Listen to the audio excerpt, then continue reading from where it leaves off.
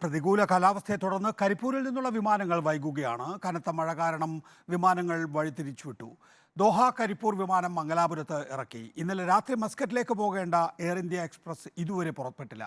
ഭക്ഷണവും താമസ സൗകര്യവും ഒരുക്കിയിട്ടില്ലെന്നാരോപിച്ച് യാത്രക്കാർ പ്രതിഷേധിക്കുകയാണ്. കാലാവസ്ഥ അനുകൂലമായാൽ വിമാനങ്ങൾ പുറപ്പെടുമെന്ന് അധികൃതർ അറിയിച്ചു.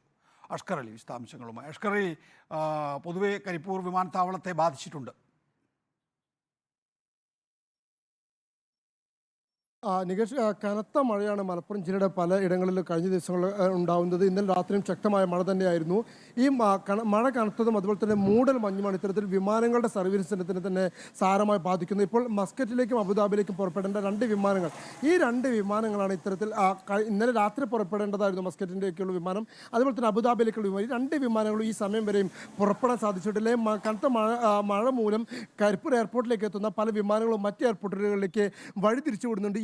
ഇതുകൊണ്ടാണ് ആ വിമാനം തിരിച്ചെത്തിയ ശേഷം മാത്രമേ നിലവിൽ ഈ വിമാനങ്ങൾക്ക് സർവീസ് നടത്താനാകൂ. അതുകൊണ്ട് ഏകദേശം 11 മണി അല്ലെങ്കിൽ 12 മണിക്ക് ശേഷം മാത്രമേ ഇത് പുനഃസ്ഥാപിക്കാൻ കഴിയൂ എന്നാണ് ഇപ്പോൾ അധികൃതർ വ്യക്തമാക്കുന്നത്. അതുപോലെ തന്നെ ദോഹയിൽ നിന്നും കരിപ്പൂരിലേക്ക് എത്തേണ്ട ഒരു വിമാനം കരിപ്പൂരിൽ എത്താൻ കഴിയാത്തൊരു സാഹചര്യത്തിൽ മംഗലാപുരത്ത് കൊണ്ടുപോയി ഇറക്കുകയും ചെയ്തിട്ടുണ്ട്. അത് കാലാവസ്ഥ അനുകൂലമായാൽ മാത്രമേ ആ വിമാനവും തിരിച്ച് കരിപ്പൂരിലേക്ക് എത്തിക്കാൻ സാധിക്കുകയുള്ളൂ. ഇപ്പോൾ കാലാവസ്ഥ അനുകൂലമാകുന്ന സാഹചര്യത്തിൽ ഉടൻ തന്നെ ഇത്തരത്തിൽ വിമാനങ്ങൾ എത്തിക്കാൻ കഴിയുമെന്നാണ് അധികൃതർ വ്യക്തമാക്കുകയും ചെയ്യുന്നത്. പക്ഷേ യാത്രക്കാരെ സംബന്ധിച്ചിടത്തോളം ഇത് വലിയ പ്രതിസന്ധിയിലാക്കിയിട്ടുണ്ട്.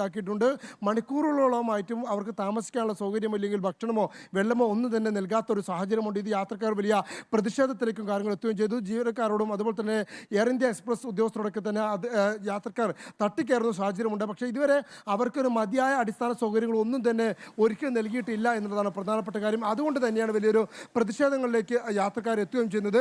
പക്ഷേ കനത്ത മഴയും മൂടൽമഞ്ഞും ഉണ്ടാകുമ്പോൾ കരിപ്പൂർ എയർപോർട്ടിനെ സംബന്ധിച്ചിടത്തോളം ടേബിൾ ടോപ്പ് റൺവേ ആയതുകൊണ്ട് തന്നെ സുരക്ഷാ ക്രമീകരണത്തിന്റെ ഭാഗമായി വിമാനങ്ങൾ ഇറക്കാൻ കഴിയില്ല. 2 ദിവസം മുമ്പ് സമാനമായ രീതിയിൽ തന്നെ മഴ ശക്തമായതോടെ മൂടൽമഞ്ഞ് ശക്തമായതോടെ വിമാനങ്ങൾ വഴി തിരിച്ചു വിട്ടിരുന്നു. മണിക്കൂറുകൾക്ക് ശേഷമാണ് വിമാനങ്ങളൊക്കെ തന്നെ കരിപ്പൂർ എയർപോർട്ടിലേക്ക് തിരിച്ചെത്തിയത്. സ്വാഭാവികമായും മഴ കനക്കുന്ന സാഹചര്യത്തിൽ വരും ദിവസങ്ങളിലും സമാനമായ രീതിയിൽ തന്നെ വിമാന സർവീസുകളെ അത് ബാധിക്കുമെന്നാണ് ഉദ്യോഗസ്ഥർ ചൂണ്ടിക്കാണിക്കുന്നത്.